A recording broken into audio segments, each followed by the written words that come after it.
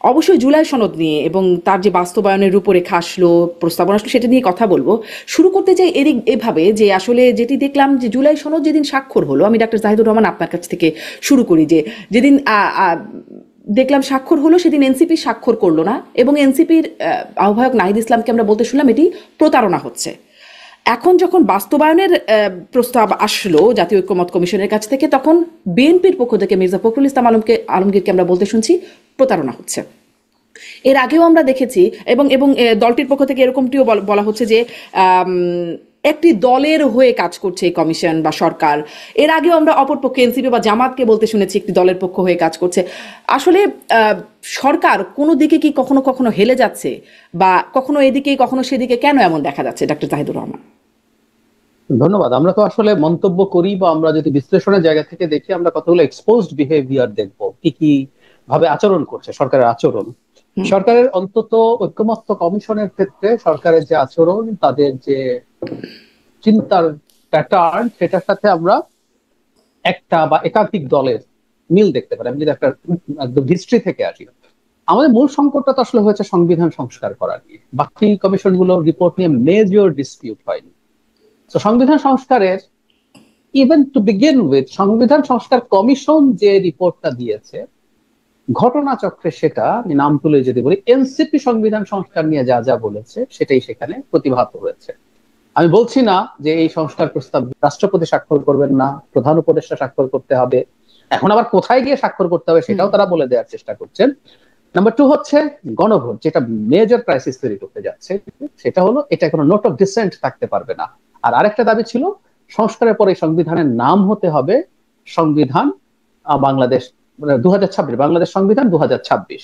এবং তারা একটা সংবিধান সভার কথাও বলছিলেন, সেটাও আংশিক। তার মানে খেয়াল করুন, লাস্টলি যে জিনিসগুলো হুট করে ঢুকে পড়লো, এগুলো প্রত্যেকটা এনসিপির শর্ত ছিল। এবং এনসিপি, তাহলে কি ব্যাপারটা এরকম, বিয়ে বাড়িতে কেউ একজন রাগ করেছে, তার মান ভাঙানোর জন্য সবাই গেল, তাকে আরো বেশি খাতির যত্ন করে একটা নাটক মঞ্চস্থ হলো, তাকে তো সাইন করাতে হবে। এবং এটা ভুল না শারমিন, এনসিপির সিগনেচার না করাটা আমাদের ভালো লাগেনি, এটা আমাকে কষ্ট দিয়েছে।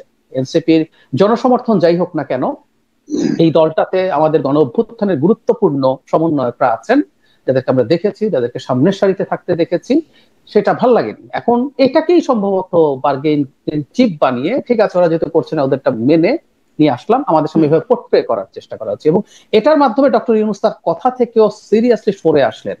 ডক্টর ইউনূস মাহফুজ আলমের সাথে সাক্ষাৎকারে বলেছিলেন, আমি ক্লিয়ারলি বলে দিই, উনি বলেছিলেন এরকম যে কেউ চেক করতে পারেন। উনি বলেছিলেন সংস্কার নিয়ে, তখন সংস্কার কমিশন গুলো হয়েছে, কি করবেন, তখন তিনি বলেছিলেন ধরুন সংস্কারে রিপোর্ট আসলো, 100টা সংস্কার করতে বলা হলো, যদি 10টা সংস্কারের লোকজন একমত হয় তো 10টা করব, নির্বাচন দিয়ে দেব। আর যদি একটাও কেউ না মানে, একটাও করব না, নির্বাচন দিয়ে দেবো, একদম ক্লিয়ারলি বলছেন। এখন ডক্টর ইউনূস নিজে একটা ঐক্যমত্য কমিশনের চেয়ারম্যান, এবং এই যে কিভাবে বাস্তবায়িত হবে এটার উনি একটা সিগনেটারিও। উনি কি ব্যাপারটা অদ্ভুত, একটা ডুয়াল রোল, উনি এই কমিশনের একজন, আবার সরকার হিসেবে উনি নিজে আবার এটা গ্রহণ করলেন।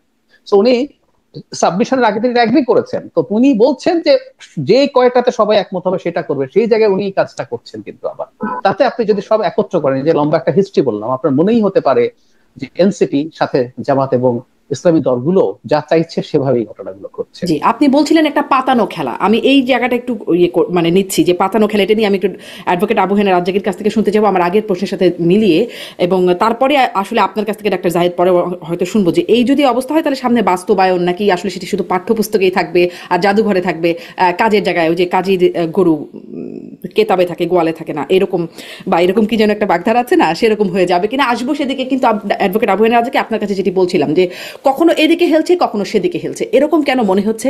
এটিকে আসলেই কোনো পাতানো খেলা? কারণ কারণ একটু যোগ করি অ্যাডভোকেট আবু হেনা রাজ্জাকে, মানে প্রশ্নের সাথে একটু যোগ করি। এর আগেও একটা পাতানো খেলা নিয়ে আমরা কথা বলেছি, যখন আওয়ামী লীগ নিষিদ্ধ হলো, তখনও আমরা অনেকেই বিশ্লেষকরা বলেছেন হামিদ সাহেবের যে ব্যাপারটা, হ্যাঁ হ্যাঁ, এটা হ্যাঁ পাতানো হ্যাঁ, একই রকম। জি জি অ্যাডভোকেট রাজ্জাক। বিষয়টা হচ্ছে যে, ধন্যবাদ আপনাকে এবং আমার সহ-আলোচক জাহিদ ভাই। পাতানো খেলা যে কথাটা, মনে করেন আমি পাতানো খেলা পাতলাম, আপনারা কেউ বুঝবেন না, এটা তো হয় না। আমি পাতানো খেলা পাতলাম, আমি ওনার মানে শুরু করছি এটা দিয়ে, আমি পাতানো খেলা পাতলাম, কেউ বুঝলো না। কেউ যদি না বুঝে, এটা তো পলিটিক্স। আর এখন আপনি দিন শেষে এসে যদি বলেন পাতানো খেলা, আমার সময়টা তো চলে গেল। আমরা সেই ফেব্রুয়ারি মাসে বসলাম সংস্কার এবং ঐকমত্য কমিশন নিয়ে আলাপ আলোচনা। এতে একটা সময় গণভোটের দাবি আসলো, কেউ বলছে গণভোট হবে না, আবার ফাইনালি সবাই গিয়ে মেনে নিন। আবার চূড়ান্ত পর্যায়ে যখন স্বাক্ষরের দিন আসলো, তো তখন আমরা দেখলাম, কাদেরকে দেখলাম, মঞ্চে উপবিষ্ট যারা, জাহিদ ভাইও গেছেন, আমি আমার ধারণা উনি গেছেন আমার সাথে, আমিও সেখানে গেছিলাম। তো সেখানে আমরা মঞ্চে যাদেরকে দেখছি সেখানে কিন্তু প্রতি দল প্রতি 2 জন করে ওখানে আসছেন। তাতে রাফলি 25টা দলের 50 জন হয়তো ওখানে ছিল। এটা বলতে হচ্ছে এই কারণে যে পাতানো খেলার কথা বলছেন, সেই কারণে ওখানে কিন্তু ভাইটাল ছিল মাত্র 4 জন লোক। অর্থাৎ রাজনীতিতে সবচেয়ে বড় দল যেটা বর্তমানে এবং সেকেন্ড দল যেটা, এই দুইটা ছিল ভাইটাল দল, কারণ তারাই ফ্যাক্টর আজকে পর্যন্ত। তো তারা যখন স্বাক্ষর করলেন, এই স্বাক্ষর যখন আপনি একটা এগ্রিমেন্ট করেন, সেদিন বলা হয়েছিল জনগণের সাথে সরকার এবং রাজনৈতিক দলের একটা সামাজিক চুক্তি। কথাটা দেখেন, জনগণের সাথে সরকার এবং রাজনৈতিক দলের একটা সামাজিক চুক্তি। এখন চুক্তি যখন হবে তখন জনগণের সাথে চুক্তি, জনগণের পক্ষে কারা ছিল বলবেন রাজনৈতিক দলগুলো। কিন্তু রাজনৈতিক দল বলতে আমি পার্টিকুলার যে 2-4 জন ব্যক্তির কথা বললাম, তারা কত পার্সেন্ট লোক রিপ্রেজেন্ট করেন? আজকে সন্ধ্যায় জাহিদ ভাইয়ের সাথে একটা টক শোতে ছিলাম, সেখানে উনি বলছেন যে ধরা যাক বড় দল 35% আর ছোট দল যেটা ছিল সে 10%, তাহলে 45% লোক সেখানে রিপ্রেজেন্ট করছে।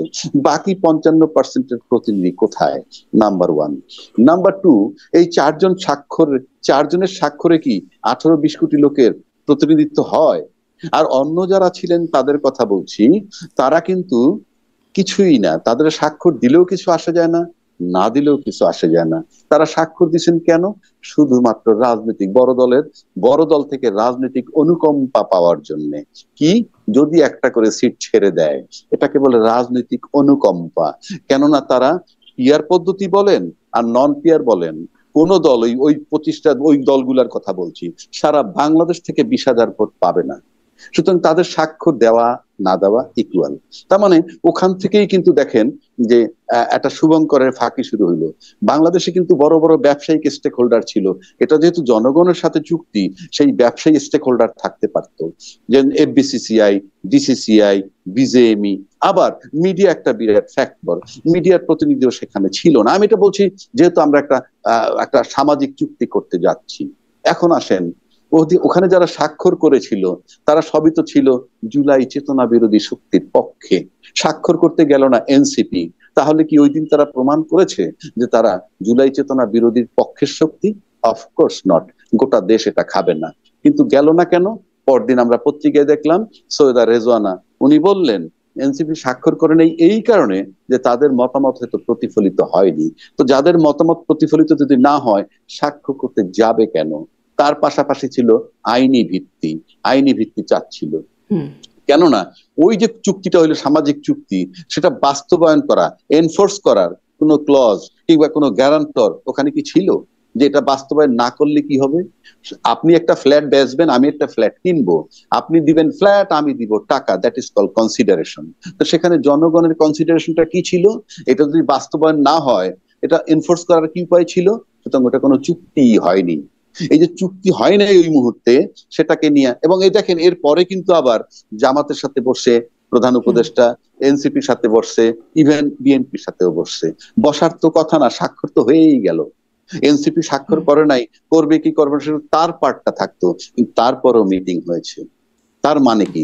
তার মানে বিষয়টা যে সুন্দর হয় না, ইনকমপ্লিট। তারপরে একটা জায়গায় গেল, তারা যে ঐকমত্য কমিশন তাদের কোর্স শেষ করে হ্যান্ড ওভার করলো বাস্তবায়ন করার জন্য। সেখানে চলে আসলো গণভোটের কথা এবং একটা সুন্দর সাজানো, এটা মোটামুটি একটা সংবিধানই হবে, ডাজ নট মিন যে নতুন সংবিধান, এইগুলা সংস্কার আকারে ঢুকবে।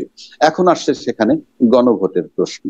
গণভোটটা কেন? গণভোটের প্রশ্ন আমি একটু সুনির্দিষ্টভাবে যাই, কারণ আমার এখানে আরেকটা কিছু মানে কয়েকটা প্রশ্ন আছে গণভোটের না। তাহলে যদি আপনি যে চুক্তি হিসাবে এটাকে আখ্যায়িত করে বলছেন, তাহলে আমরা যেটা দেখছি যে চুক্তির যা যা রিকোয়ারমেন্ট থাকে, পার্টি যথাযথ না, আপনি বলছিলেন কনসিডারেশন নাই, আপনি বলছিলেন যে, এবং জনগণের কনসিডারেশন বলতে কিছু নাই, কোনগুলো কিছু নাই। আবার ডাক্তার জাহিদ বলছিলেন যে চুক্তির সময় যেটি আসলে রাখা হয়েছিল, পরবর্তীতে সেই ইভেন সেই কন্টেন্টও চেঞ্জ হয়ে গেল, চুক্তির বিষয়বস্তুর মধ্যে অনেক কিছু পরিবর্তন হয়ে গেছে। সালাউদ্দিন আহমেদও বলছিলেন যে যারা মানে সেটি যেটি স্বাক্ষর করেছিলেন সেটি পরিবর্তন হয়ে গেল। মানে এরকম গোজামিলটা কেন হচ্ছে সেটি কি আপনি বুঝতে পারেন? মানে আমি আমি আমি সেটা বলি, আমি সালাউদ্দিন সাহেবের কথাটাকে সত্য বলে নিয়ে নিচ্ছি, মেনে নিচ্ছি, বিকজ আমি জানি না, তাই আমি চ্যালেঞ্জ করছি না, ধরে নিলাম এটাই সত্য। যদি সত্য হয়, যদি সত্য হয়, এই মুহূর্তে তো একটা আন্দোলন বা একটা স্টেপ নেওয়া উচিত বলে আমি মনে করি, 1 নম্বর। আর 2 নম্বর হইলো যে আপনি যে কথাটা এই সালাউদ্দিন সাহেবের আলোকে যদি আমি বলি যে এটা কেন হইলো, ওই যে ফেব্রুয়ারি মাসে প্রথম যখন বসছিল ইউনূস সাহেব, আলোচনা শুরু করলো, আমার কাছে মনে হয় যে আমরা আহ, তুলনা করি ইউরোপের সাথে, মেন্টালিটিতে কিন্তু আমরা ইউরোপিয়ান না। তো ইউনূস সাহেব যখন বসলেন ওখানে আলাপে, আমার মনে হয় 1-1.5 মাসে বুঝে ফেলছেন ঐক্যমত এখানে হবে না। কিন্তু তার মধ্যে একটা একটা নির্দিষ্ট সময় থাকা দরকার। এই কারণে আমার কাছে যেটা মনে হয়, কারণ জনদাবি এবং ছাত্ররা তাকে নিয়োগ দিছে, আজও পর্যন্ত আমরা জানলাম না তার ছাত্র বলতে কি বুঝায়। মাত্র নাহিদ তাহিদ এই কয়জন তো তাকে ক্ষমতায় রাখেনি, ছাত্রের সংজ্ঞাটাও আমরা জানি না কাদেরকে ছাত্র মিন করছে, কিন্তু সেই থেকে তিনি আছেন এবং একটা লম্বা সময় উনি যাবেন। যত ফেব্রুয়ারিতে নির্বাচন দিয়ে দিচ্ছেন, যেহেতু ফেব্রুয়ারিতে নির্বাচন দিয়ে দিচ্ছেন, সুতরাং নির্বাচন কিন্তু তিনি যাবেন। এবং আমার কাছে মনে হয় এই যে রাজনীতিতে 53 বছর যাবত আমরা যে কথা শুনে আসছি, শেষ কথা বলতে কিছু নাই। এবং ইউনূস সাহেবের মতো লোকেরে যে নাকি ওই এনজিও চালায়, গ্রামীণ ফোন চালায়, he is not a politician, কিন্তু বাংলাদেশের পলিটিশিয়ানরা তাকে ফেব্রুয়ারি থেকে শুরু করে আস্তে আস্তে পলিটিশিয়ান বানিয়েছে। এবং আপনি লক্ষ্য করে দেখবেন যে সে তাহলে আসলে প্রশ্নটা এখানে যে ফেব্রুয়ারিতে পর্যন্ত টানবেন, ফেব্রুয়ারিতে প্রশ্নটা মানে আগেও ছিল, এখন আবার নতুন করে অনৈক্য থেকে যে প্রশ্নটা ওঠে, ফেব্রুয়ারিতে নির্বাচন হবে, তো আরো কিছু বিষয় হবার কথা ছিল, মানে সহিংসতার আভাস আসছে মাহফুজ আলমের কাছ থেকে, মানে কি পরিস্থিতি দাঁড়াবে সেটি থেকেও একটু আপনার কাছে যাব। কিন্তু আমি ডাক্তার জাহিদ আপনার কাছে ওই যে বলছিলাম গণভোট সম্পর্কে অনেক কিছু শুনবো, অনেক প্রশ্ন আসছে, মানে এই পুরো আমি তো বলছিলাম যে এত গোজামিল কেন হলো, সেটি তো প্রশ্ন আছে, কিন্তু ধরেন কোনো গোজামিল নাই, একদম গণভোট হয়ে যাচ্ছে সবকিছু। কিন্তু আমার এখানেও প্রশ্ন, যে এই প্রশ্নটাও যেটি উঠছে অলরেডি, যে 48টি প্রস্তাব, তার মধ্যে কেউ 47টিতে রাজি, একটিতে না, বা অর্ধেকে রাজি, তখন তার ওই প্যাকেজে ভোটটা কিভাবে দেবে গণভোটে জনগণ, সব যদি ঠিকও থাকে। এবং তার চেয়েও বড় প্রশ্ন আমি ডাক্তার জাহিদ এটা একটু জিজ্ঞাসা করতে চাই, যে আমাদের দেশের 22% উপরে মানুষ সাক্ষরতা জ্ঞান সম্পন্নই না, তো তারা এই ধরুন 48টা প্রস্তাব, মানে আর আমরাই ভালো মতো বুঝি না, হিমশিম খাই 48টা প্রস্তাব কি, যারা আসলে নিয়মিত নিয়ে কাজ করছি, একদম ধরুন গ্রামের কৃষক মজুর যারা খোঁজ রাখছে না, সংবিধান সম্পর্কে জানে না, বা এই জিনিসগুলো এত বোঝে না, তারাই 48টা প্রস্তাব বুঝবে কি করে, আর তাতে মানে হ্যাঁ বলতে হবে না বলতে হবে, কি করবে তারা? আচ্ছা, এই ব্যাপারটা মানে প্যাকেজে ভোট দেওয়া আসলে যাবে না তা না, আমি যদি এভাবে বলি, বরং ধরুন আমরা একটা নতুন সংবিধান লিখতাম, যদি এরকম হতো, আমাদের একটা কনস্টিটিউয়েন্ট অ্যাসেম্বলি হলো বা কনস্টিটিউয়েন্ট অ্যাসেম্বলি পার্লামেন্ট একসাথে হয়ে আমরা তো একটা সংবিধান লিখতাম, সেটা সেখানে পাশ করতাম আগে সেখানে, তারপর এটা তো গণভোটে দিতাম। এবং সেখানেও কিন্তু গণভোটে একটাই প্রশ্ন হতো, যে আপনি এই পুরো সংবিধানের এই প্রশ্নটা থাকে যে আপনি পুরো সংবিধানটাকে একসেপ্ট করছেন কি করছেন না। সো আপনি যেটা বলছেন, আপনার সাথে আমি অ্যাগ্রি করি যে এখানে যেহেতু আমি সব পাচ্ছি না, কিন্তু প্যাকেজে ভোট, তাহলে আমরা সংবিধানের ক্ষেত্রে তাই করছি, যে সংবিধানের আমি 5টা আর্টিকেল মানি না, কিন্তু তারপর আমি সবকিছু বিবেচনা করে পক্ষে বিপক্ষে ভোট দিয়ে দিতে পারি। আর দ্বিতীয় যে কথাটা আপনি বলছেন, এটা খুবই ফ্যাক্ট যে যে জায়গাগুলোতে পরিবর্তন হচ্ছে, মানে মোটামুটি মোটামুটি মানে যারা এগুলো নিয়ে আন্দোলন করছে, কথা বলছে, ধরুন আমি একটা উদাহরণ দিই, জামায়াতের লোকজন আমার সাথে বসে তারা লোয়ার হাউসে পিআর চায়, পিআর চাওয়া নিয়ে তারা বলে এতে নাকি মনোনয়ন বাণিজ্য কম হবে, মানে ওনারা আমার কাছে এটা সেল করার চেষ্টা করছেন। তো তাদেরকে বললাম, মানে মনোনয়ন বাণিজ্য মানে নর্মাল যে ফার্স্ট পাস দা পোস্ট, সেখানে যারা ওই বিভিন্ন মানে কনস্টিটিউয়েন্সিতে পাওয়ারফুল আছে, দলের সর্বোচ্চ নেতৃত্ব না চাইলে অনেক সময় দিতে হয়, দেখলো যে এর এত সমর্থন আছে, না দিলে বিগড়ে যাবে, আবার ক্যান্ডিডেট জিতবে না, ফলে বরং পিআরে মনোনয়ন বাণিজ্য বেশি হবে, শতভাগ হয়ে যাবে। খুবই সহজ যুক্তি। আমি দেখলাম যারা এগুলো নিয়ে পক্ষে কথা বলছেন তারা এইসব যুক্তি দেওয়ার চেষ্টা করে, এই কারণে বললাম যে যারা বলছেন তারাও কতটুকু বোঝেন, আমি সেই প্রশ্নও করছি। এখন যে কাজটা হবে, আসলে রাজনৈতিক দলগুলো চেষ্টা করতে হবে যতটা সম্ভব তার দলের লোকজনকে এডুকেট করা, কিন্তু আসলে এডুকেট করবে না, কিভাবে আমি বলে দেই, এখন কিছু করার নেই, আমরা আমাদের ওই স্তরে এখনো পৌঁছতে পারিনি।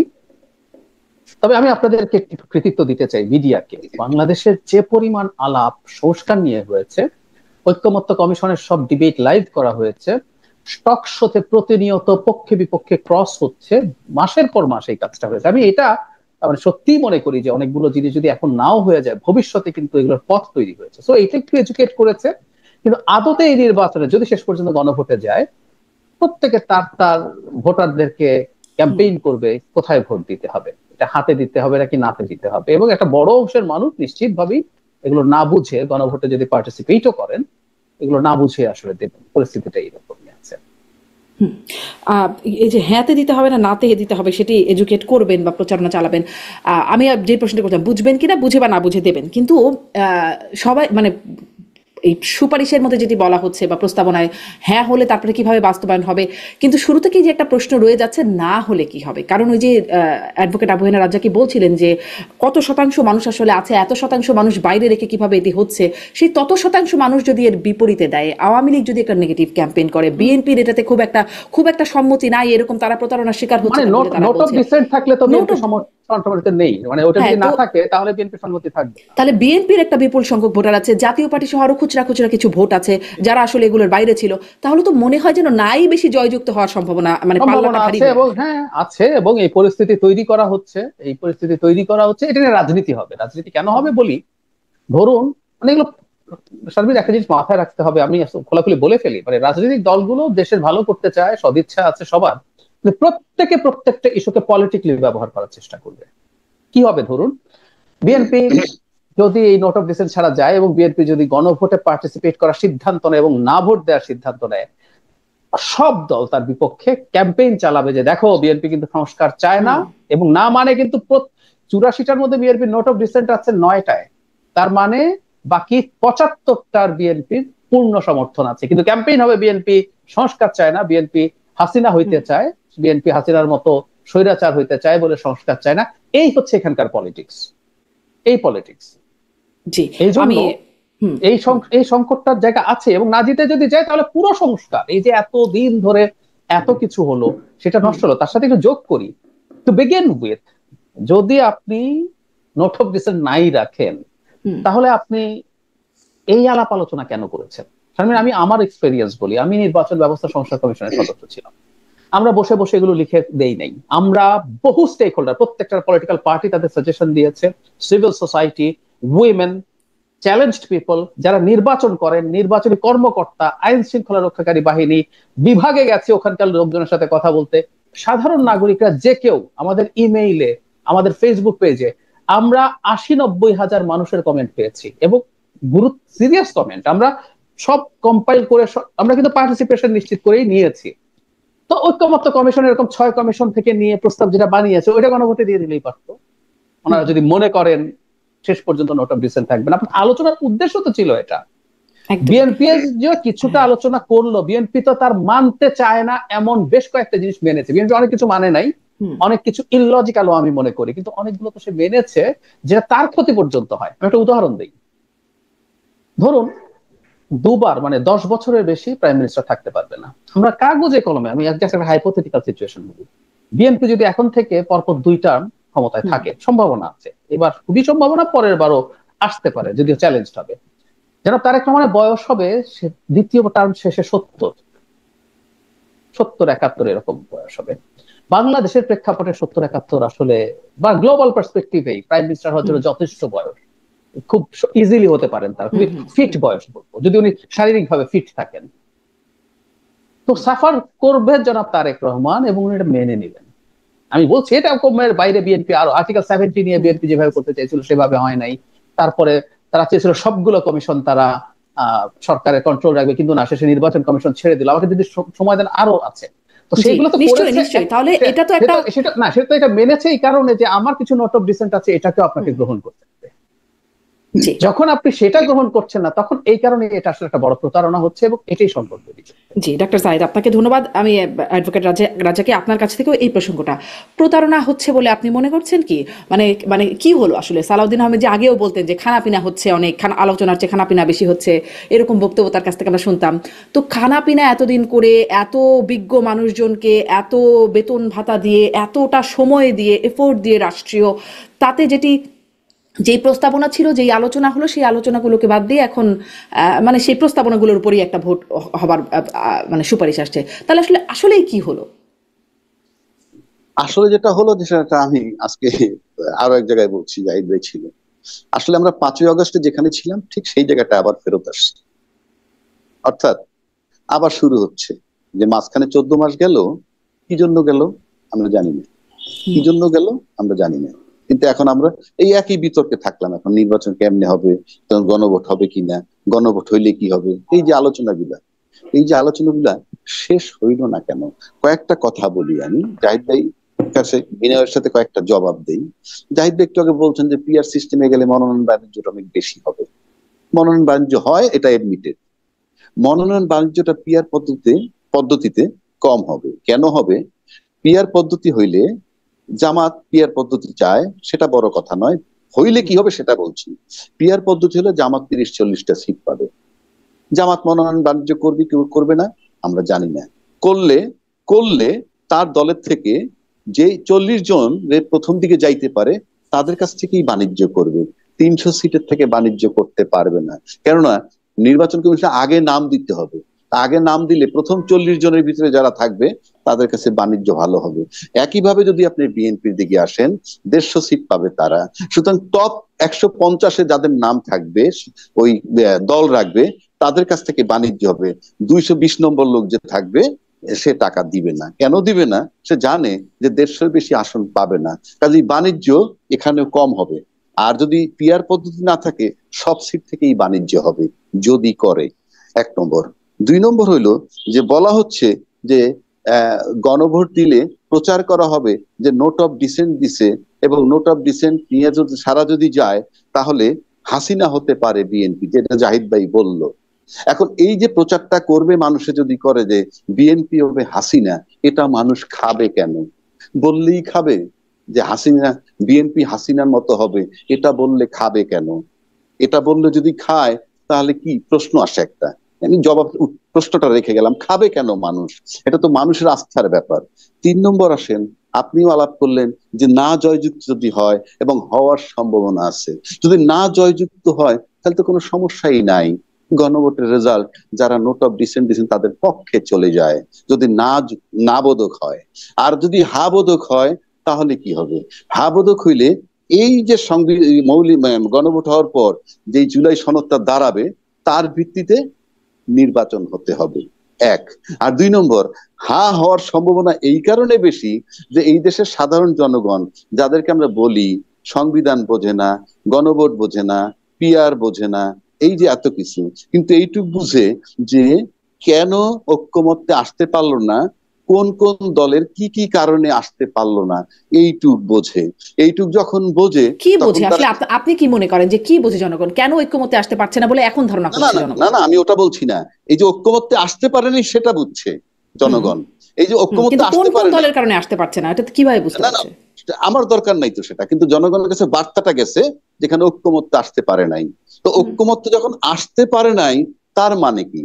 সবাই যখন যার যার স্বার্থ দেখে, একটা অজপাড়াগারের লোক বোঝে যে একটা মিটিং এ আমি দলবিহীন লোকগুলোর কথা বলছি, দলবিহীন লোকগুলো ভাববে যে না, কিছু একটা সমস্যা আছে, সুতরাং আমরা ওখানেই যাব, এই জন্য তো হাওয়া হবে সমস্যা আছে ভেবে ওখানেই কেন যাবে? সমস্যা আছে বলে যাবে। তো যে কিছু একটা ঘাপলা আছে আমি যাব না, না না, এখানে যাবে নরমালি তো এই তাই কারণে, হয়, তাই না? যাবে এই কারণে পিছনের দুটো দল পরীক্ষিত বাংলাদেশে, এবং পরীক্ষিত দলগুলা কখন বাংলাদেশের সাধারণ যে জনগণ গুলা ভোটার, তারা কিন্তু সবসময় রাজনীতির ভিকটিম হইছে। তারা গ্যাদারিং করে ভোট দিছে, সুবিধা কিন্তু দলীয় দলটা নিছে। আমরা জানি দলবিহীন যে জনগণ গুলা, তারাই সবসময় ভিকটিম। যে দল যখন ক্ষমতায় থাকে তার দলের কেউ ভিকটিম হয় না, ভিকটিম হয় সাধারণ জনগণ। সুতরাং দুটো পরীক্ষিত দল যখন তাদের দেখা, তখন তারা ন্যাচারালি চিন্তা করবে আমরা যাই একটা পরিবর্তন, যেহেতু পরিবর্তনের কথা আসছে, সেটা নিয়ে 7 মাসে ঐক্যমত্য হইতে পারে নাই, এখন গণভোটে আসছে, সুতরাং আমরা হা করব। 1 নম্বর। 2 নম্বর হলো 25টা লোক, 25 দুগুণে 50টা লোক যখন মঞ্চে ভোট দেয়, এখন যদি বাইরে মাত্র 2 লাখ লোকও ভোট দেয় সচেতন ভাবে, বাকি সবই বাদ দিলাম, 2 লাখ লোক তো গেল, তারা তো 50 জন লোকের চেয়ে বেশি, এগুলোও মাথায় রাখতে হবে। কারণ তারা জনগণ। মাত্র 2 লাখ লোকও যদি ভোট দেয় সেটাও বিবেচনায় নেওয়া যাবে, কারণ তারা অন্তত 50 জনের চেয়ে বেশি। আপনি বলছিলেন এগুলো একটু বিবেচনায় নিতে হবে। অ্যাডভোকেট আবু হানিফ রাজ্জাকে যে দুটি দল পরীক্ষিত, কিন্তু আরেকটি দল নিয়ে তো আরো অনেক প্রশ্ন আছে, যারা মানে অন্যতম দল বা অন্যতম প্রধান দল এখনকার বাস্তবতায়। আমি দেখছিলাম একটা খবর, একটু পড়ি, এটি হচ্ছে 28 অক্টোবরের খবর, প্রথম আলোর। জামায়াতের আমিরের বক্তব্য নিয়ে মন্তব্য, পুবাইল থানার ওসিকে প্রত্যাহার। তিনি জামায়াতের আমিরের মন্তব্যের নিচে লিখেছিলেন যে আগে গণভোট দরকার, যে স্বাধীনতা বিরোধীদের এদেশে রাজনীতি করার অধিকার আছে কিনা, মানে এরকম একটা মন্তব্য করেছিলেন, এবং তারপর তার আসলে ওসিকে প্রত্যাহার করা হয়েছে। তিনি বলছেন যে তদন্তের আগেই ব্যবস্থা নেওয়া হয়ে গেছে, এই হচ্ছে অবস্থা। মানে আরেকটি দল পরীক্ষিত না হয়েও তো একটা অবস্থানে আছে তাদের, নাকি মানে জনগণের মধ্যে এই ধারণাটা নাই একদম? না না, আপনি কি বললেন যে মানে আগে গণভোট হওয়া দরকার কি নিয়ে? মানে আমি আসলে একজন ওসির কথা বলছিলাম, একটা খবর পড়ছিলাম যে সেখানে ওসি বলছে যে আগে গণভোট হওয়া দরকার, স্বাধীনতা বিরোধী এরা থাকতে পারবে কি পারবে না, রাজনীতি করার অধিকার আছে কিনা, এটি হচ্ছে তার বক্তব্য, একজন ওসির বক্তব্য, এটি বলছেন, এবং তারপরে তাকে আসলে প্রত্যাহার করা হয়েছে ব্যবস্থা হিসেবে। না, আমি একটা কথা বলি আপনাকে। আপনি একজন ওসি সাহেব যদি বলে, 1 নম্বর হইলো, যদি আপনি ধরেন সার্ভিসের নিয়ম ধরেন, তাহলে উনি বলতে পারেন না। আর যদি মনে করেন যে না, জনগণ সে চাকরি করুক আর যাই করুক, তার ওপিনিয়ন দেওয়ার অধিকার আছে, আমি ধরে নিলাম তর্কের খাতিরে যে অধিকার আছে, এটা যদি হয় তাইলে সে ওপিনিয়ন দিছে, আমি মেনে নিলাম। কিন্তু নর্মাল করছে, তার এই ওপিনিয়ন দেওয়ার কথা না। তারপর আমি তর্কের খাতিরে ধরলাম, সেই যে ওসির কথা বলছেন, সেই ওসির, একজন ওসি হইতে হলে মিনিমাম তাকে মোটামুটি তাকে 14, 15, 16 বছর চাকরি করতে হয় সাব ইন্সপেক্টর পদে, সেখান থেকে আইসে ওসি হয়। এবং তার বয়স মিলাইলে কিন্তু তার ইতিহাসটা মনে আছে, যে স্বাধীনতা বিরোধী শক্তি যাদেরকে বলছেন উনি, আমি অবশ্যই তাদের স্বাধীনতা বিরোধী শক্তি ট্যাগ তাদের এখনো আছে। এটা বললে আমরা কিন্তু আলোচনা করতেছি, ডিবেট করতেছি। তো আপনি স্বাধীনতা বিরোধী যুদ্ধাপরাধীদের বিচার কিন্তু 1 পশলা হয়েছে। যদি বলা হয় পুরোপুরি হয় নাই, সেটার দায় কিন্তু তার, যিনি করতে পারেননি, 1। আর 2, যে ওসি সাহেব এটা বলছেন, তার এইটুকু ইতিহাস বোধহয় মনে আছে যে বাংলাদেশের রাজনীতিতে এই শক্তিকে ব্যবহার করে 3 দলীয় জোটের যখন আন্দোলন হয়, তখনও তারা সাথে ছিল, তাদেরকে পরীক্ষিত 2টি দল রেখেছে, 1 নম্বর। 2 নম্বর, যখন পরবর্তীকালে আবার এদেরকে নিয়ে জোট করা হয়েছে এবং এদেরকে মন্ত্রিত্ব দেওয়া হয়েছে, সেটাও বোধহয় ওসি সাহেব এই ঘটনাটা জানেন। তো আপনি স্বাধীনতা বিরোধী শক্তি ট্যাগ লাগাবেন একবার, তাকে নিয়ে আপনি একবার মন্ত্রিত্ব দিবেন, আবার যুগপথ আন্দোলন করবেন, আবার যখন প্রয়োজন হবে না। শুধু কি ট্যাগ লাগানো, কাকে বলছেন এটাও আমরা বুঝে যাচ্ছি, মানে তিনি কিন্তু কোনো নাম উল্লেখ করে নাই কোন দলের কথা বলছেন, কিন্তু আমরাও তো তাই বলছি, কোন দলের কথা বলছি? আমি তো বলছি জামাতি স্বাধীনতা বিরোধী শক্তি, সেই হিসাবে পরিচিত। তো আমি তাকে কাজে লাগাবো কেন? যা খুশি তাই হোক এই দেশে, তাকে কেউ ব্যবহার করতে পারবে না। তাকে যারা ব্যবহার করছে সেটা দুটোই পরীক্ষিত দল। আচ্ছা, তাও ব্যবহার করবেন। তখন এই 3 দলের বাইরে আপনি বলছেন সামনে মানুষের জোয়ার আসতে পারে, মানে দুটি পরীক্ষিত দল আর একটা স্বাধীনতা বিরোধী দল। আমি সেই জায়গাটা যাচ্ছি। আমি বলছি যে পরীক্ষিত দলের যারা আছে তাদের এই যে গণভোটের ব্যাপারে ওই সমস্ত ক্ষেত্রে আমরা আসছি এখন। আর যেটা বলছেন আপনি যে 3 দলের বাইরে আমি কাকে বলবো? আমি এনসিপির মতো একটা দল, তার এখন পর্যন্ত কোনো রাজনৈতিক ভিত্তি দল হিসাবে ভিত্তি হয় নাই, ভোট হিসাবে তার ভিত্তি হয় নাই। আবার জামাত ইসলামের যদি ধরি, তাদেরও কিন্তু ভোটে পাশ করবে ওই রকম কোনো বড় ভিত্তি হয় নাই, কিছু সিট পাবে, এই মুহূর্তে ইলেকশনের 8-10টা সিট পেতে পারে, যার জন্য তারা পিআর পদ্ধতি নিয়ে চিৎকার করে। কিন্তু প্রশ্ন হচ্ছে যে জামাত বলেন আর এনসিপি বলেন, এনসিপি আমি বাদই দিলাম, কিন্তু জামাতকে যদি ধরেন আর অন্য 2টি দল যদি আপনি ধরেন, এখানে কিন্তু জামাত তার রাজনৈতিক ভিত্তি কিন্তু এক জিনিস, সেটা যখন আপনি রেজিমেন্টেড থাকবেন, আপনার ভিতরে ইউনাইটেড থাকবেন, আপনি আপনার শক্তিটা ক্ষয় হইতে দিবেন না, আপনি প্ল্যান মাফিক চলবেন এবং আপনার রাজনীতি টিকিয়ে রাখবেন, এটা হলো রাজনৈতিক ভিত্তি। আর একটা দল যখন ভাবে যে কোনো ভাবে ক্ষমতায় গেলে প্রশাসনকে নিয়ে আমার ভিত্তি তৈরি করব, আমি অতীতে দেখেছি পরীক্ষিত 2টি দলই প্রশাসনকে ব্যবহার করে তার ভিত্তি তৈরি করে। আর যদি প্রশাসন ছাড়া তৈরি করতে পারতো, এখনো আমরা শুনি পতিত দলের নাকি কয়েক কোটি ভোটার বাংলাদেশে আছে, তাহলে প্রশাসন ছাড়া তারা তাদের ভিত্তিটা পারতেছে না কেন? এই সম্প্রতি উনি একটা মেসেজ দিচ্ছেন, রয়টার্সে সম্ভবত ইন্টারভিউ দিচ্ছেন, যে নির্বাচন বানচাল করতে চান বা বয়কট করতে চান। তো রাজনৈতিক ভিত্তি থাকলে পরে আমার কাছে মনে হয় আন্দোলন করা, লড়াই করা অত বড় দলের পক্ষে কঠিন কিছু না, কিন্তু কালকে সকালে কোনোভাবে ক্ষমতায় গিয়ে আবার প্রশাসনকে ব্যবহার করে, আবার আয়নাঘর, আবার ক্রস ফায়ার, তারপরে আপনার দাম্ভিকতা, জি আপনাদের জি রাজনৈতিক ভিত্তি করতে পারেননি। অ্যাডভোকেট ইফ ইউ আবুল আর রাজীকে নট, ধন্যবাদ আপনাকে। মানে কালকে সকালে ক্ষমতায় গিয়ে আবার কেন বলছেন? মানে এখনই তো অভিযোগ উঠছে যে প্রশাসনে ভাগাভাগি হয়েছে। মাহফুজ আলম বলছেন চোখের সামনে ভাগাভাগি হয়ে গেল, একজনের কাছে আবার কণ্ঠ রেকর্ডও আছে। আমি জামাতের এই নায়েবে আমিরের কথা বলছি। আপনার মানে আপনার এখনো এই তো সব, ভাগাভাগির বিষয়টা রয়েই যাচ্ছে। রাইট আমি রাইট আমি বলি, আপনি জি এই সমস্ত ভাগাভাগির প্রসঙ্গে এখন কথা কথাগুলো বলতে চাই না। জি না না, আমি ওই কথাতে শেষ লাইন, চাচ্ছিও না। জি লাইনটা শেষ করুন। জি মানে যদি বিষয়টা এরকম হয় যে ভাগাভাগি বা এইসব কিছু, তাহলে তো একযোগে সবার বলা উচিত এই সরকার নিরপেক্ষ নয়, এই সরকার এই দলের প্রতি ঝুঁকে আছে, এই সরকারের সময় প্রশাসন এইভাবে হুম। ভাগ করেছে। একটা দফা আসা উচিত, সিম্পল, ওনার অধীনে নির্বাচন চাই না। সেই দাবিটা আসছে না কেন?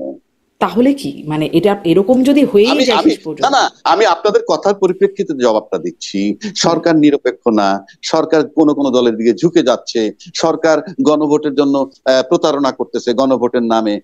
এত কিছুর পরে ওনার সাথে কথা হচ্ছে, ডাকলে যাচ্ছেন, আলোচনা চলছে কেন? হুম সবাই কেউ কিছু বোঝে না, সব একমাত্র এই সরকার আলী রিয়াজ, এই সরকার ইউনূস সাহেব, এরাই বোঝে।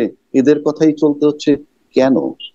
জি আমি ডাক্তার দুর্বলতাটা জাহিদ এই কেনর সাথে আপনার কাছে একটু ছোট্ট করে কেনটা বুঝে আমি পরের আরো মানে তাহলে এর ভবিষ্যতের কি হতে পারে সেটির দিকে যেতে চাইবো। কিন্তু কেন আসলে কি কেউ অভিযোগ করছে, কিন্তু কেন মানে এই প্রক্রিয়াগুলো চলমান থাকছে এবং সামনে তাহলে কোন দিকে যাচ্ছে আপনার একটা বিশ্লেষণ ছোট করে শুনি।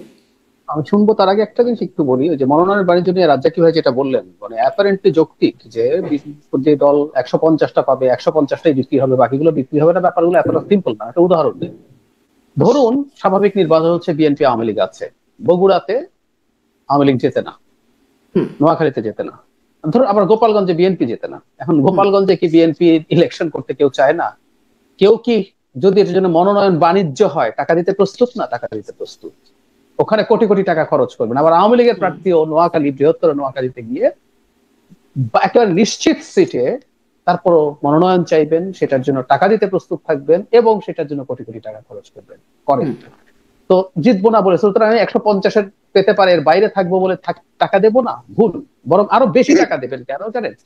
কারণ হচ্ছে আপনি এবার থাকতে পারলেন না, কিন্তু আপনি 300 তালিকায় ঢুকে পড়লেন, তারপর সেটা আগাতে পারবেন। এবং যেহেতু আপনার যে কনস্টিটিউয়েন্সির খরচ সেটা যেহেতু হচ্ছে না, আপনি এখন, আমি নর্মালি বলি, একটা বড় বুর্জোয়া দল সে মনোনয়নের জন্য 5 কোটি দিল, 10 কোটি দিল, আবার তার খরচ হচ্ছে 10 কোটি, 15 কোটি, 20 কোটি।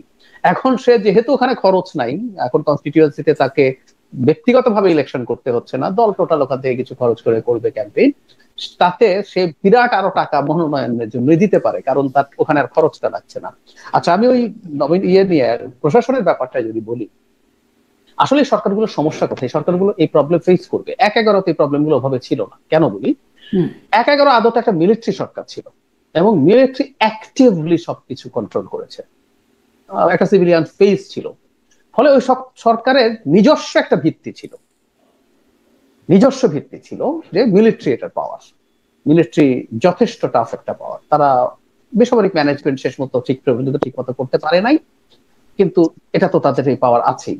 এখন ঘটনা হচ্ছে এই সরকারের তো আসলে মাঠের কোনো শক্তি নেই।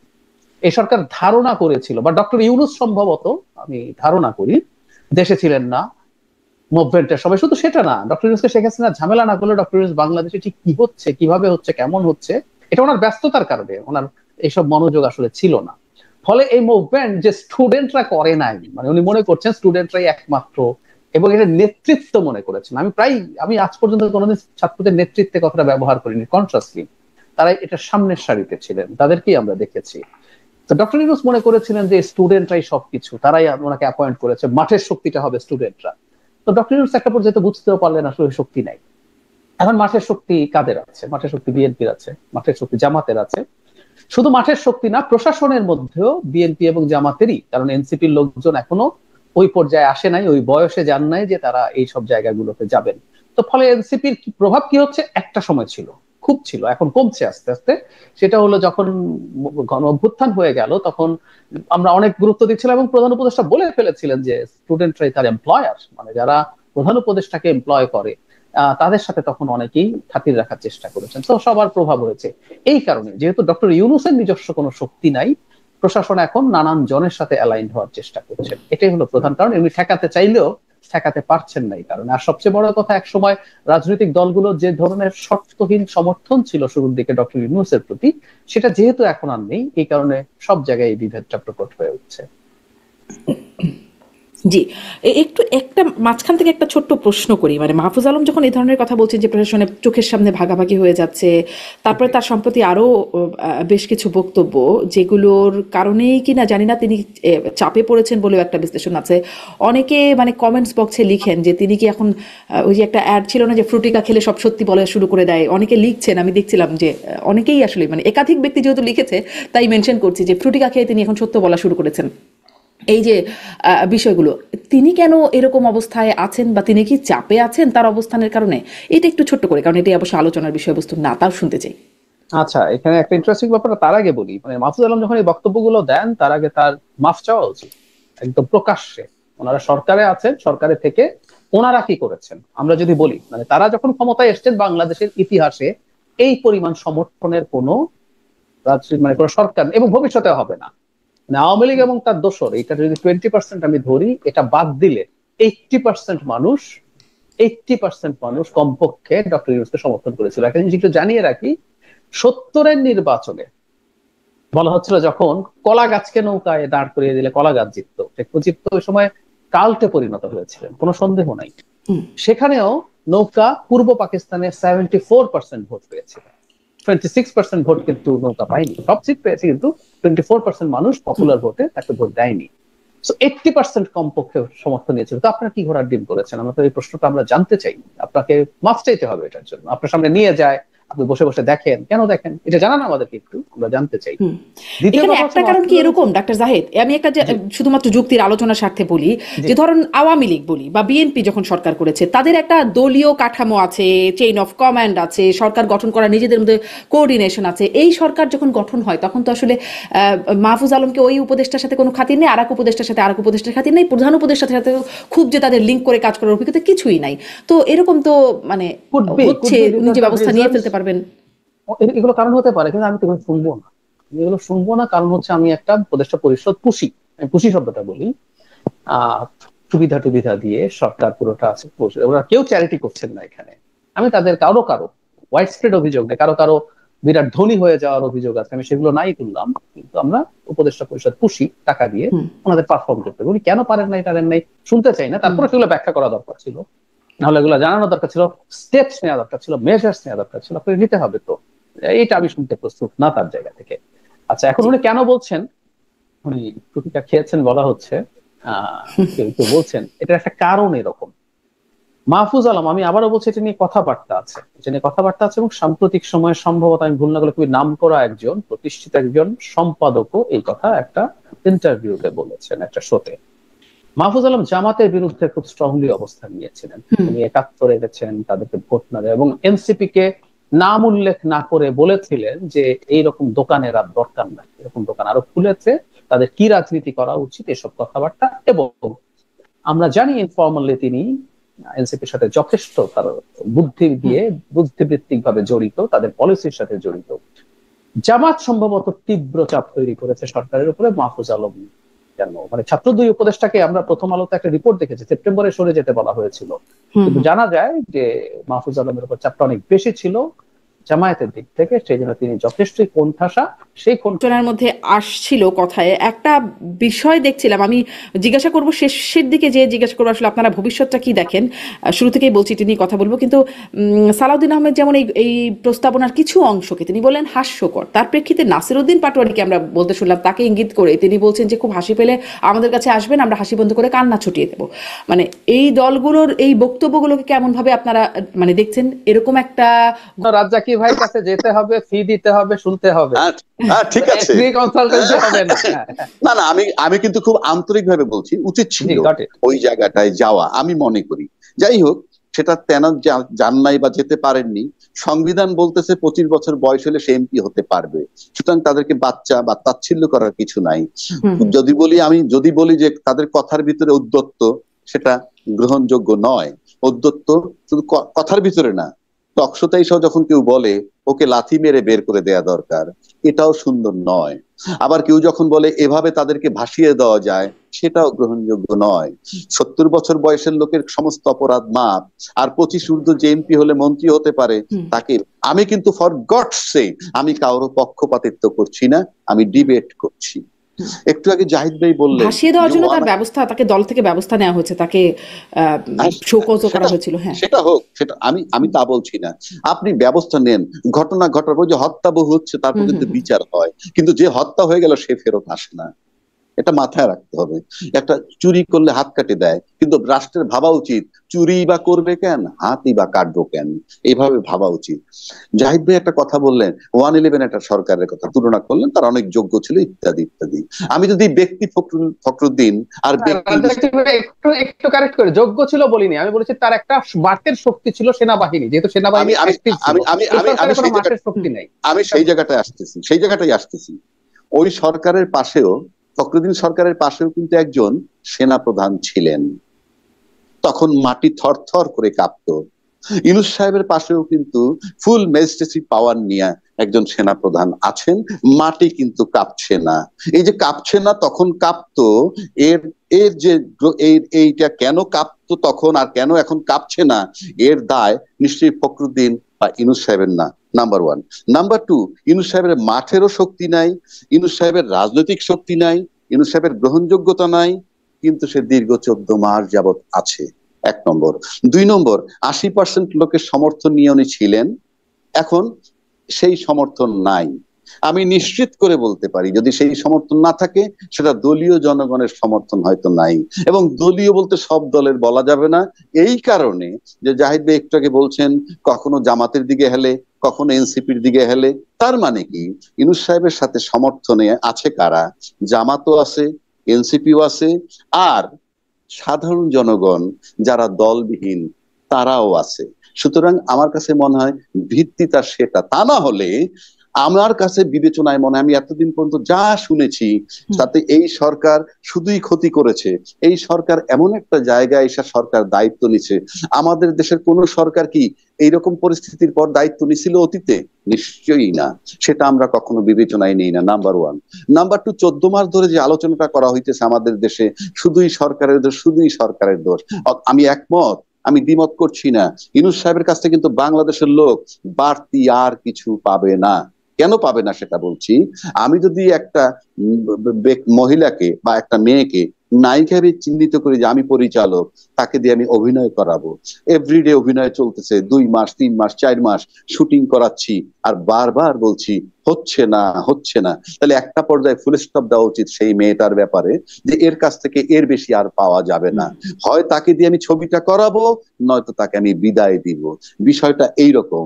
আর মাত্র 3.5 মাস আছে ইউনূস সাহেবের, নির্বাচন দিয়ে চলে যাবে, এখনো কিন্তু সেই একই আলোচনা চলছে। কিন্তু বিগত 16 বছরে যে ঘটনাগুলা ঘটলো, হেলিকপ্টার থেকে গুলি করে মানুষ মারলাম, সেনা অফিসার হত্যা হলো 57 জন, শাপলা চত্বরে লোক মারা গেল, আয়নাগর ক্রস ফায়ার, সবকিছু সিম্পল একটা কথা, বিচার তো হচ্ছে, কিন্তু পরিস্থিতিটা আমরা বিবেচনায় নেই না। সব দোষ মনে হয় কি, ইউনূস সাহেব 5 বছর ধরে ক্ষমতায় ছিল, এখন 4 বছর 8 মাস বা 8.5 মাস পার করছে, এখন তাকে বিদায় দিতে হবে, সে তো চলেই যাবে। ব্যর্থতাটা থেকে যাবে রাজনৈতিক দলের। কেন? নির্বাচন যদি না নিতে পারে। এখনো কিন্তু নির্বাচনের ট্রেন নিয়ে যথেষ্ট জটিলতা আছে, কারণ নির্বাচনী ট্রেন শুধু একটা বগি নিয়ে রওনা দেয় নাই যে নির্বাচন নির্বাচন, তার সাথে আছে গণভোটের দাবি, তার সাথে আছে জাতীয় পার্টির 14 দলের নিষিদ্ধের দাবি, তার সাথে আছে পিআর পদ্ধতির দাবি, তার সাথে লেভেল প্লেইং ফিল্ডের দাবি, তার সাথে শাপলা না দিলে নির্বাচন করব না, নির্বাচন হইতে দিব না, জুলাই সনদে বাস্তবায়ন, অনেক কিছু আছে। সবগুলাকে পরিষ্কার করে তাহলে এক লাইনে বলবেন ফেব্রুয়ারিতে নির্বাচনটা হবে তো? সেটা আমি জানি না, বাট নির্বাচনের পথটা মসৃণ নয়। মসৃণ নয়। আমি ডাক্তার জাহিদ আপনার কাছে একদম শেষ জায়গায় আপনার কাছে একটু জানতে চাই যে ওই যে বক্তব্যগুলো বলছিলাম যে হাসি বন্ধ করে কান্না ছুটিয়ে দেওয়ার বক্তব্য, বা ধরুন বিএনপি মানে লাউ কদুর নির্বাচন হতে যাচ্ছে সামনে, বিএনপি লাউ জামাত কদু, এইরকম বক্তব্য, এই বক্তব্যগুলোকে কিভাবে দেখছেন? আর লাউ কদুর সাথে এনসিপি বা অন্য দলগুলো তারাও আবার একটা জোট করবে বলে শুনতে পাচ্ছি, গণ অধিকার পরিষদ সহ এবি পার্টি, তারা আমি একটা খবর দেখছিলাম। এই অন্য দলগুলোকে আলু পটল এরকম ভাবে বিভিন্ন সবজি মিলে একটা মিক্সড ভেজিটেবলের মতো কিছু হতে যাচ্ছে কিনা, কি মনে হয়? লাউ কদুর নির্বাচন সব মিলিয়ে একটু বলবেন। অনেক কিছুই হবে। আর রাজনীতিতে এই ধরনের, আমি মনে করি না যে উনি যে যে বক্তব্য দিয়েছেন সেটা খুব বেশি সীমা লঙ্ঘন করেছে। আর জনাব পাটোয়ারি এই ধরনের বক্তব্য দেন, আমি ধারণা করি তাদের দল থেকে হয়তো বা একটা সিদ্ধান্তও আছে। ইনি তো বলেছিলেন যে 400 সিটের, মানে প্রথম কিন্তু 400 সিটের পার্লামেন্টের আলাপ এসেছিল ওখানে, ওর মধ্যে 300 সিটই তারা পেয়ে যাবেন। তো এই বক্তব্য ওনাদের আছে, এটাকে আমি খুব বেশি গুরুত্ব দিতে একেবারেই প্রস্তুত না। তবে আপনি যেটা বললেন যে এখন তাদের তো রাদার অন্য, মানে বিএনপি এবং জামাতের বাইরে তাদের আরেকটা জোট হওয়ার কথা বলছেন তারা কেউ কেউ। আমি ধারণা করি এই জোটটা রাদার বার্গেইন করার জন্য, জোট হিসাবে বার্গেইন করার জন্য জোট হচ্ছে। তারা আলাদাভাবে নির্বাচন করবেন বলে আমি মনে করি না। গণতন্ত্র মঞ্চের দলগুলো আছে, গণ অধিকার পরিষদ আছে, এনসিপি আছে, এবি পার্টি আছে, 6 এই 9টা দল, গণতন্ত্র মঞ্চে 6টা দল আছে। তো এরা মিলে আমি একটা নিউজ দেখলাম, তারা কথা বলছেন যে তারা এই আলাপ করছেন। তো এটা যদি করতে পারেন, আমি ধারণা করি এটা আবার বৃহত্তর একটা জোট হওয়ার জন্য বিএনপির সাথে এবং জামাতের সাথে বার্গেন করবে। একটা ফ্যাক্ট, যদি সবগুলো মানে জোট হতে পারে, এবং এইগুলো খুবই খুবই পজিটিভ জিনিস আমি মনে করি। রাজনীতি এভাবেই হয়, আপনি একটা বড় দল চেষ্টা করবে তার পাওয়ারটাকে যত বেশি ইউজ করে অন্যদেরকে যত কম ছাড় দেওয়া যায়, এমনকি যার সাথে জোট হবে তার সাথেও। মনে রাখতে হবে বিএনপির মতো দল বা জামাত তো আছে, বিএনপি বিশেষ করে 3টা নির্বাচন হয়নি, তার কি পরিমাণ ক্যান্ডিডেট জমে গেছে। মানে অনেকেই এমপি হওয়ার জন্য বসেছিলেন ম্যাচিওর্ড অবস্থায় আসতে আসতে, যেমন বাংলাদেশের 60 বছর খুব বেশি বয়স না রাজনীতির হিসাবে। তো যিনি 60 বছরের দিকে রেডি হচ্ছিলেন 2007 সালে, যে উনি পরের নির্বাচনে 6 সালের শেষে এসে পরের নির্বাচনে তিনি ভালো কিছু পাবেন করবেন, 17.5 বছর চলে গেছে, তার বয়স এখন 77 বছর পার হয়ে 78 বছর হয়ে গেছে। এবং উনি হয়তো ওনার পলিটিক্যাল ক্যারিয়ার প্রায় শেষের দিকে। তো ওনারা চেষ্টা করবে যত কম নমিনেশন শরিক দেশে দেওয়া যায়। শরিকরা যদি এখন চিন্তা করে আমরা জোট হিসাবে সিদ্ধান্ত নেব, জোট হিসাবে বার্গেইন করবো যে আমরা আমাদের জোট থেকে এই কয়টা সিট দিচ্ছি, এই কয়টা মানতে হবে। আপনি এখন ধরুন এক পার্টিকে বললো যে তোমার একটা দুটো কমাবো, তখন যদি